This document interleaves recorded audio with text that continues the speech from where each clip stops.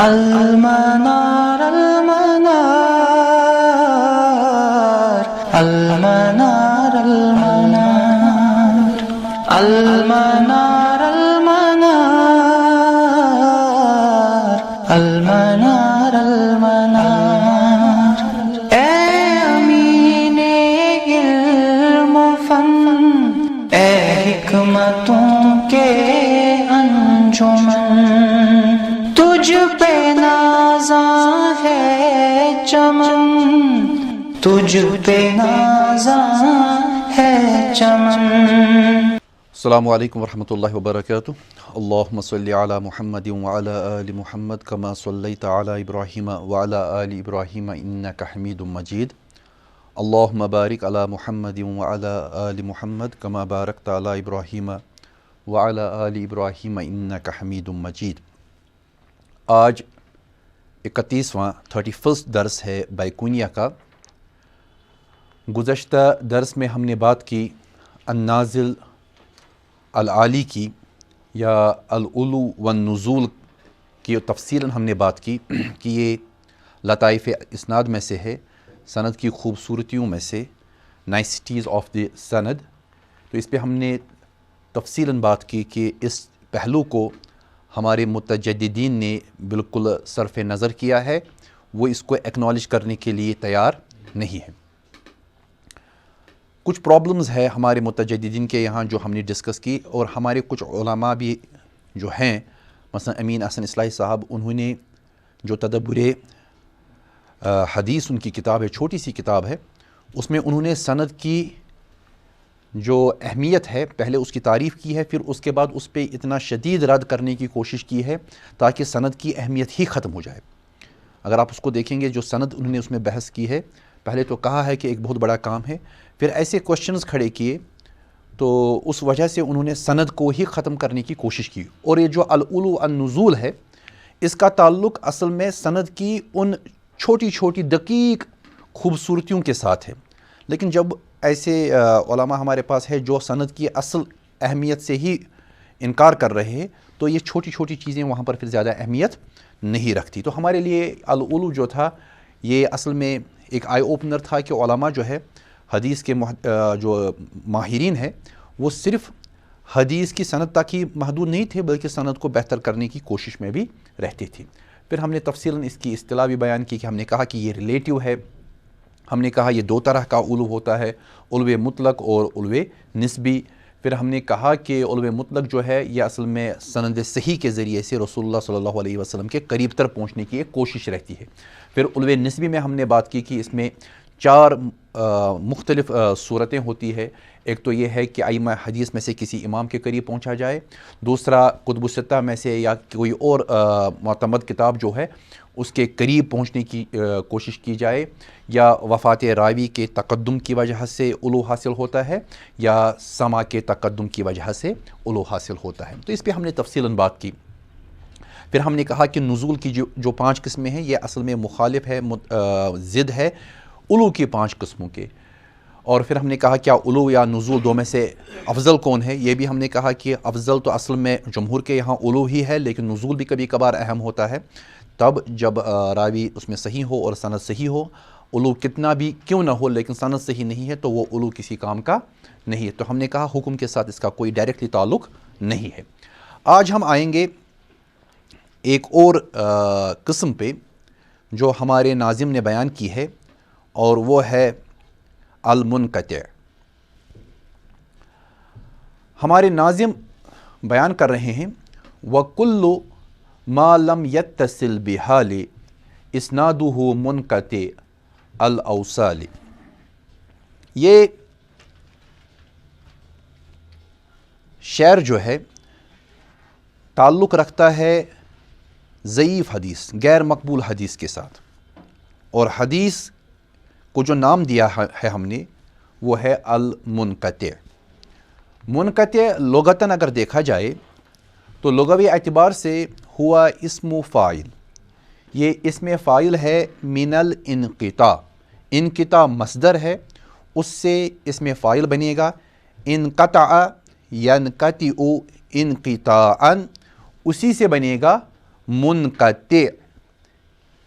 اور یہ ضد ہے الاتصال. تو لغوی اعتبار سے منقطع اس سند کو کہیں گے جو سند متصل نہ ہو بلکہ ٹوٹی ہوئی ہو، جس میں ڈراپ ہو، جس میں کسی جگہ انقطاع ہو رہا ہو، بروکن سند جس کو آپ کہہ سکتے ہیں. تو یہ لغوی اعتبار سے. اصطلاحی طور پر ہمارے پاس دو طرح کی تعریفات ہیں، دو طرح کی ڈیفینیشنز ہے. ایک جو بہت ہی عام ہے وہ ہے کہ منقطع وہ حدیث ہے ما لم یتصل اسنادہ، جس کی سند متصل نہ ہو، علی ای وجہ کان انقطاع، کسی بھی وجہ سے اس کا انقطاع ہو، اس سند کو ہم منقطع کہیں گے. یعنی عمومی طور پر ہر وہ سند جس میں اتصال نہ ہو اس کو منقطع کہا جاتا ہے. اور اگر ہم اپنے ناظم کو دیکھیں گے وہ بھی اصل میں یہی کہہ رہے ہیں، وَكُلُّ مَا لَمْ يَتَّصِلْ بِحَالِ، کسی بھی صورت سے ہر وہ سند، ہر وہ حدیث جس کی سند اتصال نہیں رکھتی ہو، اتصال السند نہ ہو، اسنادہ منقطع الوصال، تو وہ حدیث ہے اس کی سند جو ہے وہ منقطع ہے، اس میں وصال نہیں ہے. یعنی اس کا جو تسلسل تھا، اس کا جو کنیکشن تھا رسول اللہ صلی اللہ علیہ وسلم تک سند کے اعتبار سے، سند کے لحاظ سے، وہ اس میں ثابت نہیں ہو رہا ہے. تو یہاں بھی ہمارے ناظم جو ہے ان جنرل ٹرمز عام طور پر بیان کر رہے ہیں کہ منقطع کس کو کہیں گے. اور ہماری پہلی تعریف بالکل اس کی اتباع میں ہے، ما لم یتصل اسنادہ، وہ حدیث جس کی سند میں اتصال نہ ہو، علی ای وجہ، کسی بھی صورت میں کان انقطاع، اس کا انقطاع ہوگا. یعنی بالفاظ دیگر ہر منقطع کو ہم، ہر انقطاع کو ہم، ہر غیر متصل حدیث کو ہم منقطع کہتے ہیں. تو داخل ہوتا ہے اس میں فَيَدْخُلُ فِيهِ عَلَى هَذَا، اس بنیاد پر داخل ہوتا ہے اس میں المرسل، المعلق والمعضل. تو اس میں تین طرح کی حدیثیں داخل ہوتی ہے. مرسل اس حدیث کو کہتے ہیں جس میں صحابی کا نام ڈراپ ہو. معلق وہ حدیث ہے جس کی سند کا ابتدائی حصہ ہی نہیں ہو، ابتدا میں ہی روات غائب ہے، صرف صحابی کا نام یا صحابی سے تابعی اور تبع تابعی کا نام، بس اس کے آگے سند نہیں ہے. کیونکہ ہمیں پتہ ہے کہ معلق وہ حدیث ہے جو لٹکی ہوئی ہو، جس کی سند میں لٹکنا لگا ہوا ہو، یعنی وہ لٹک رہی ہو، جس طرح کوئی چیز سیلنگ سے آپ لٹکا دے، نیچے اس کی سند نہیں ہوتی ہے. تو اسی طرح معلق وہ حدیث ہے جس کی سند صحابی کی طرف سے تو ہو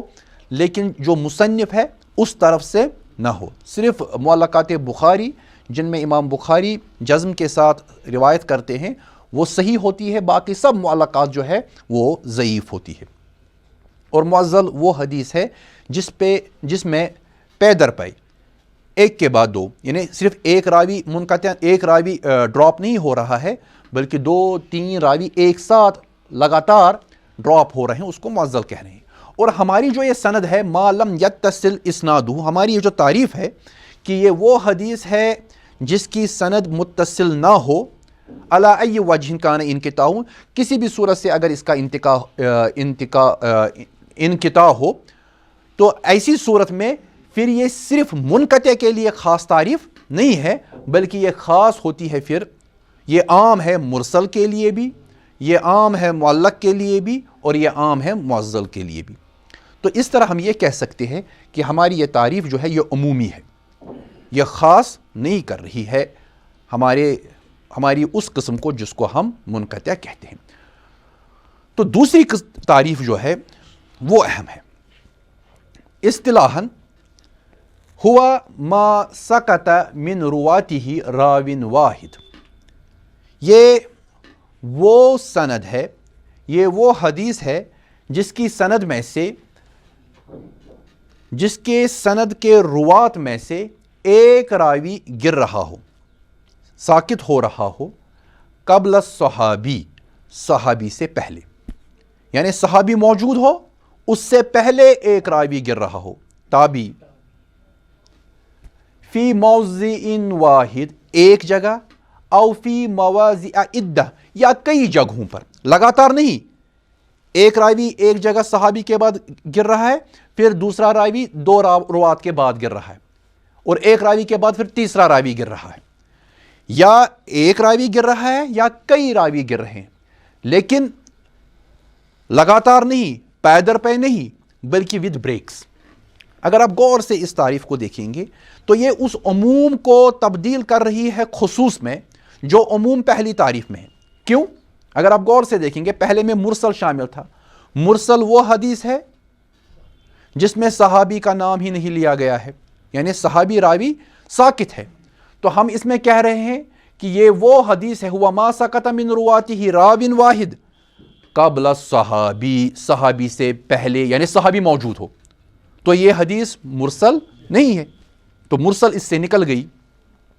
دوسری ہے معلق۔ معلق وہ حدیث ہے جس کی ابتدائے سند ہی غائب ہو، تو اس میں وہ چیز نہیں ہے، یہ کسی ایک جگہ سے ایک راوی گرتا ہے صحابی کے بعد، نہ کہ مصنف سے پہلے، تو اس میں معلق نکل گئی۔ اور تیسری ہے معزل، تو یہ وہ حدیث ہے جس میں پے در پہ کئی راوی گرے، تو اس میں وہ چیز نہیں ہے، اگر کئی جگہ سے بھی راوی گرتے ہیں لیکن وہ پے در پے نہیں ہے، بلکہ ایک گر رہا ہے، ایک موجود ہے، دوسرا گر رہا ہے، تیسرا موجود ہے، چوتھا گر رہا ہے، تو اس طرح اگر کوئی حدیث ہے تو اس کو منقطع کہیں گے۔ بالفاظ دیگر، منقطع حدیث وہ حدیث کہلائے گی جس میں سکوت ہو، لیکن وہ سکوت نہ مرسل جیسا ہو، نہ معلق جیسا ہو، اور نہ معزل جیسا ہو، بلکہ اس سے مختلف ہو، یعنی صحابی موجود ہو، مصنف والے طرف پہ انقطاع نہیں ہونا چاہیے، اور تیسری شرط جو اس میں ہے وہ یہ ہے کہ وہ لگاتار پے در پے انقطاع نہیں ہونا چاہیے، سکوت نہیں ہونا چاہیے۔ باقی ان تین کو چھوڑ کر جس طریقے کا بھی سکوت ہوگا، ہمارے یہاں متأخرین محدثین جو ہے ان کے یہاں وہ انقطاع ہے، جبکہ امام بیکونی کے یہاں انقطاع عام ہے، وہ انقطاع میں تینوں چیزوں کو شامل رکھتے ہیں۔ تو یہاں پر ہمیں اس چیز کے بارے میں سمجھنا ہے کہ منقطع وہ حدیث ہے جس میں انقطاع ہو، لیکن وہ انقطاع مصنف کی طرف سے نہیں، صحابی والے اینڈ پہ بھی نہ ہو، بلکہ بیچ میں کہیں بھی آ جائے،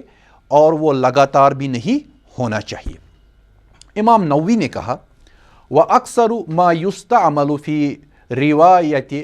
مَنْ دُونَ التَّابِعِ عَنِ الصَّحَابِ كَمَالِكَ عَنْ ابن عمر۔ یہ امام نووی کا اس میں سٹیٹمنٹ ہے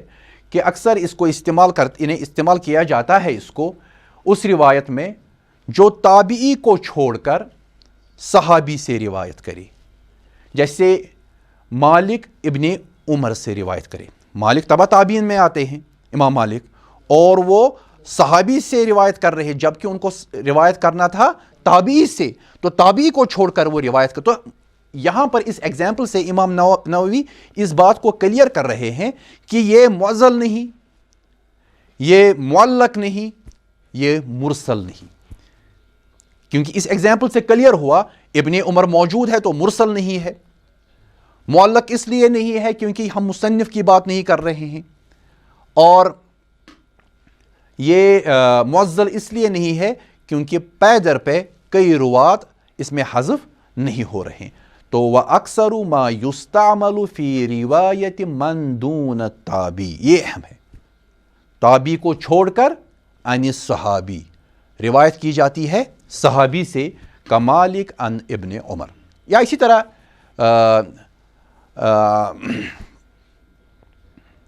امام زہری روایت کرے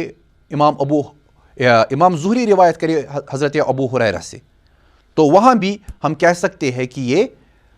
منقطع سند ہے، کیونکہ اس میں جمپ کر رہے ہیں امام زہری حضرت ابو ہریرہ رضی اللہ تعالی عنہ پہ۔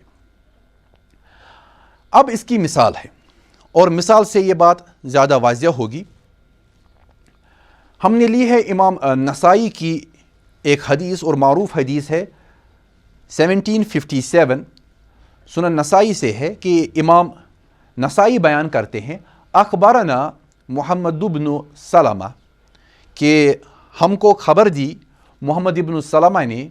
قال انہوں نے کہا حدثنا ابن وہب، کہ ہم سے بیان کیا ابن وہب نے، ان یحییٰ ابن عبداللہ ابن سالم، کہ ہم کو وہ روایت کرتے ہیں یحییٰ ابن عبداللہ ابن سالم سے، ان موسیٰ ابن عقبہ سے، وہ بیان کرتے ہیں موسیٰ ابن عقبہ سے، ان عبداللہ ابن علی، یہ سرخ رنگ میں ہم نے لکھا ہے کہ وہ بیان کرتے ہیں عبداللہ ابن علی سے۔ معروف مثال ہے اس کی کہ وہ بیان کرتے ہیں عبداللہ ابن علی عن الحسن، وہ حضرت حسن ابن علی رضی اللہ تعالیٰ عنہ سے بیان کر رہے ہیں، قال علمنی رسول اللہ صلی اللہ علیہ وسلم، وہ بیان کرتے ہیں کہ مجھے سکھایا رسول اللہ صلی اللہ علیہ وسلم نے۔ حضرت حسن بیان کرتے ہیں کہ مجھے سکھایا رسول اللہ صلی اللہ علیہ وسلم نے، کیا سکھایا؟ ہؤلاء الکلمات فی الوتر، کہ یہ کلمات وطر میں، قال اللہم اہدنی فی من ہدیت، تو انہوں نے بیان کیا، یعنی رسول اللہ صلی اللہ علیہ وسلم نے ان کو سکھائے تھے وطر کی دعا جو ہے، قنوت کی دعا، پوری دعا جو امام نسائی نے لائی ہے۔ تو اس حدیث کی سند کو اگر آپ دیکھیں گے، عبداللہ ابن علی بیان کر رہے ہیں حسن سے۔ اگر آپ غور سے دیکھیں گے، امام عسقلانی بیان کرتے ہیں فی تلخیص الحبیر، کہ وہ تلخیص الحبیر میں بیان کرتے ہیں، قلت، امام عسقلانی بیان کر رہے ہیں، ابن حجر عسقلانی، میں کہتا ہوں،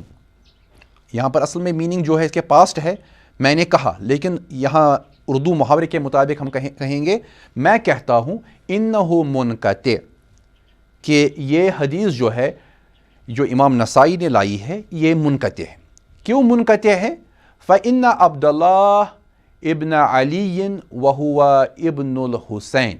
ابن علی، کہ عبداللہ ابن علی جس کو ہم نے سرخ رنگ میں لکھا تھا، عبداللہ ابن علی کو جس کو ہم نے سرخ رنگ میں لکھا ہے، وہ اصل میں ابن الحسین، حسین کا بیٹا ہے، جو بیٹے ہیں حضرت علی کے، لم یلحق الحسن ابن علی، کہ وہ نہیں ملے ہیں، ان کا واسطہ نہیں پڑا ہے حضرت حسن ابن علی سے۔ تو اس کا مطلب یہ ہے، یہاں ہمیں یہ سمجھانے کی کوشش کی جا رہی ہے کہ عبداللہ ابن علی جو ہے، ان کا روایت کرنا حسن ابن علی سے ممکن نہیں ہے، بیچ میں کوئی نہ کوئی راوی ہے، کیونکہ حسن جو ہے یہ اصل میں صحابی ہیں، اور یہ روایت ان سے روایت کرنے والے عبداللہ ابن علی ہے جو حسین کے بیٹے ہیں، لیکن ان کی ملاقات نہیں ہے حسن سے، تو بیچ میں ایک راوی ڈراپ ہو رہا ہے۔ اس وجہ سے ابن حجر العسقلانی کہتے ہیں کہ یہ منقطع ہے، یعنی ابن حجر العسقلانی کے لیے بھی کہ یہاں بھی یہی مسلک ہے کہ اگر صحابی کے بعد راوی ڈراپ ہو جائے تو اسی حدیث کو ہم منقطع کہیں گے، جیسا کہ امام نووی رحمہ اللہ نے بھی بیان کیا۔ اگر آپ اس کو غور سے دیکھیں گے، دوسری سند ہم نے لی ہے، یہ لی ہے ترمذی سے، اگرچہ اس کی ایک اور سند نسائی کے یہاں بھی موجود ہے، لیکن ہم نے ترمذی کی لی کیونکہ ترمذی نے اس کے بعد جو کلام کیا ہے اس سند پہ وہ ہمارے لیے فائدہ مند ہے۔ امام ترمذی نے بیان کیا ہے، حدثنا، ہم سے بیان کیا قتیبہ نے، اور قال حدثنا، قتیبہ بیان کرتے ہیں کہ ہم سے بیان کیا ابو الاحوص نے، اور وہ بیان کرتے ہیں ان ابی اسحاق، ابو اسحاق سے، اور وہ بیان کرتے ہیں ان برید ابن ابی مریم، وہ برید ابن ابی مریم سے روایت کرتے ہیں، ان ابی الحوراء السعدی، اور وہ بیان کرتے ہیں ابو الحوراء السعدی سے، اس کو ہم نے سرخ سیاہی سے لکھا ہے، قال الحسن، وہ بیان کرتے ہیں کہ بیان کیا حسن ابن علی نے رضی اللہ تعالی عنہما، کیا بیان کیا؟ علمنی رسول اللہ صلی اللہ علیہ وسلم کلمات اقولہن فی الوتر، کہ مجھے تعلیم دی رسول اللہ صلی اللہ علیہ وسلم نے چند کلمات کی، تو جو وطر میں پڑھتے ہیں وہی دعا جو اس سے پہلے اس منقطع حدیث میں آئی تھی، وہی اللہم اہدنی فیمن ہدیت آخر تک۔ اگر آپ غور سے دیکھیں گے یہاں پر بھی حسن بیان کر رہے ہیں، حسن کو ہی چونکہ سمجھایا تھا رسول اللہ صلی اللہ علیہ وسلم نے، اسی لیے حسن ہی بیان کریں گے۔ اور ان سے سننے والے کون ہیں؟ ابو الحورا۔ اس سے پہلے اگر آپ سند دیکھیں گے اس میں حسن سے سننے والے تھے عبداللہ ابن علی، تو یہاں پر حسن سے ان کے بھتیجے سنتے ہیں، اور یہاں پر حسن سے سننے والے ابو الحورا السعدی ہے۔ اس بارے میں امام ترمذی خود بیان کرتے ہیں، تو اسی اسٹیٹمنٹ کی وجہ سے ہم نے یہ سند لے لی تاکہ بات واضح ہو جائے۔ امام ترمذی کہہ رہے ہیں قال ابو عیسیٰ ھذا حدیث حسن۔ امام ترمذی جن کی کنیت ابو عیسیٰ ہے، وہ بیان کرتے ہیں، انہوں نے کہا کہ یہ حدیث حسن ہے، حدیث حسن مقبول میں ہے، اور حدیث منقطع غیر مقبول میں ہے، کہ یہ حدیث حسن ہے، لا نعرفہ الا من ھذا الوجہ، کہ ہم اس کو نہیں جانتے ہیں سوائے اس سند سے، من حدیث ابی الحورا السعدی۔ کون سی سند؟ وہ سند جو حدیث ہے ابو الحورا السعدی کی۔ واسمہ، اس کا نام کیا ہے؟ ابو الحورا جو کنیت ہے ان کا نام کیا ہے؟ ربیعۃ بن شیبان، ان کا نام ربیعہ ابن شیبان ہے۔ ولا نعرف عن النبی، ہم نہیں جانتے ہیں نبی صلی اللہ علیہ وسلم سے فی القنوت فی الوتر شیئا احسن من ھذا، قنوت میں کوئی چیز زیادہ بہتر اس سے، جو دعا ہے اللہم اہدنی فیمن ہدیت، اس سے بہتر ہم کوئی دعا جانتے ہی نہیں ہے رسول اللہ صلی اللہ علیہ وسلم سے قنوت وطر میں۔ اور وہ بیان کی ہے ابو الحورا نے، انہوں نے سنا ہے حضرت حسن سے، حسن نے اس کی تعلیم پائی ہے حضرت محمد صلی اللہ علیہ وسلم سے۔ تو یہ سند جو ہے اس بنیاد پر ہم وطر کو لے رہے ہیں، دعا جو ہے قنوت وطر کی وہ ہم لے رہے ہیں، لیکن جو اس سے پہلے والی سند تھی اس کو ہم نہیں لے رہے۔ کیوں نہیں لے رہے ہیں؟ کیونکہ اس میں انقطاع ہے، اور ایسی سند کو منقطع کہا جاتا ہے جس میں صحابی موجود ہو، اور صحابی کے بعد والا راوی جو ہے سند کے اعتبار سے تو صحابی سے پہلے والا راوی اگر ہم اوپر سے سند کو لیں گے، اور اگر صحابی کے اعتبار سے دیکھیں گے تو صحابی کے بعد ٹائم چین میں جو ٹائم سکیل ہمارا ہے، صحابی کے بعد جو آتا ہے یعنی تابعی، اگر وہ حذف ہو، اگر وہ اس کا سکوت ہوا ہو، تو ایسی حدیث کو ہم منقطع کہتے ہیں۔ تو امام نسائی کی اس سند کو ہم قبول نہیں کرتے، اور امام ترمذی کی اس سند کو ہم قبول کرتے ہیں جس پہ یہ مسئلہ ٹکا ہوا ہے۔ تو بالفاظ دیگر عمومی طور پر یہ حدیث حسن کے درجے میں جائے گی، اور اس حدیث کی ایک سند جس کو امام نسائی نے بیان کیا ہے وہ قابل قبول نہیں ہے۔ اب دیکھ لیجئے ابو الحورا جو ہے ہمارے، ان کے بارے میں امام ابن حجر العسقلانی کیا کہتے ہیں۔ کیوں؟ کیونکہ اس سے پہلے بھی ہم نے جب بات کی، ہم نے ابن حجر العسقلانی کی بنیاد پر ہی یہ کہا تھا کہ ملاقات نہیں ہوئی ہے عبداللہ ابن علی کی کس کے ساتھ؟ حضرت حسن کے ساتھ۔ اب دیکھتے ہیں ان کے بارے میں وہ کیا کہتے ہیں، چونکہ ان کے ذہن میں آلریڈی ہے کہ ایک سند اس کی اس طرح ہے جو امام نسائی نے بیان کی، اور وہ قابل حجت نہیں ہے۔ اب ان کے بارے میں وہ کہتے ہیں ابو الحورا السعدی اسمہ ربیعہ ابن شیبان۔ ابو الحورا السعدی جو ہے ان کا نام ربیعہ ابن شیبان ہے۔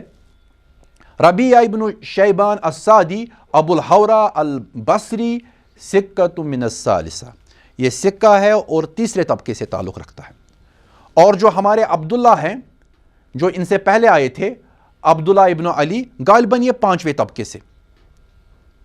تو طبقوں کی بنیاد پر بھی آپ دیکھ سکتے ہیں کہ جمپ کہاں ہے، 5ویں یا اس سے کم ہوں گے شاید ایک۔ تو پتہ چلا یہ کہ ہمارے یہاں منقطع اس حدیث کو کہا جاتا ہے جس میں صحابی موجود ہو اور صحابی کے بعد فال ہو رہا ہے، ڈراپ ہو رہا ہو سند میں۔ اگر صحابی کا ڈراپ ہو تو اس کو ہم مرسل کہیں گے، اگر مصنف کی طرف سے سند غائب ہو تو اس کو ہم معلق کہیں گے، اگر پے در پے 2-3